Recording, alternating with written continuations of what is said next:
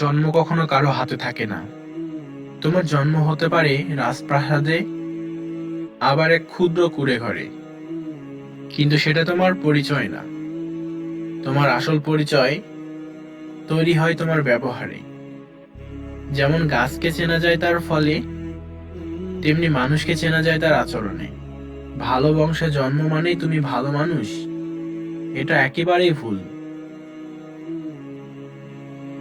উন্নত ঘরে জন্ম নেয়া স্মার্ট মানুষ অহংকারে অন্ধ হয়ে যায়, অথচ ছোট ঘরে জন্মানো মানুষ হয়ে ওঠে সবার শ্রদ্ধার পাত্র। একটা ছেলে যার পায়ে জুতা নেই, তবুও সে প্রতিদিন শিক্ষককে নম্রভাবে শ্রদ্ধা করে সালাম দেয়। অথচ অন্যদিকে ব্র্যান্ডেড পোশাকে মোড়া এক ছেলে, যে চোখ তুলে তাকায় না কারো দিকে। তুমি কার ঘরে জন্ম নিয়েছো সেটা বড় ব্যাপার না, কিন্তু তুমি কিভাবে একজন মানুষ হিসেবে বড় হচ্ছ সেটাই মুখ্য বিষয়। দেখো না, পৃথিবীতে বড় বড় সফল মানুষরা আছে, যেমন doctor Yunus, APJ Abdul Kalam, mother Teresa. তারা পরিচিত ব্যবহারে, আত্মত্যাগে আর মানবতায়।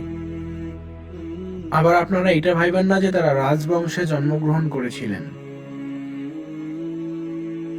একটা মানুষের পোশাকে, পারফিউমে, দামি গাড়িতে হয়তো চকচকে প্রভাব ফেলতে পারে, কিন্তু তার ব্যবহারে পড়ে থাকে তার চারিত্রিক প্রতিচ্ছবি। বংশ পরিচয় কাগজে লেখা যায়, কিন্তু ব্যবহার দিয়ে মানুষের মনে জায়গা বানাতে হয়। আজও মানুষ মধুবর্তীর মতো ব্যবহারের মিষ্টি মানুষকে মনে রাখে, আর দাম্ভিকতা নিয়ে চলা মানুষকে ভুলে যায়, উপহাস করে।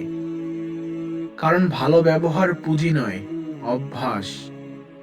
আর এই অভ্যাস মানুষকেই মানুষের মাঝে আলাদা করে তোলে। তাই তুমি বড় হতে চাও, চেষ্টা করো বড় ব্যবহার শিখতে। কারণ তোমার ব্যবহারই তোমার বংশের সম্মান তৈরি করে।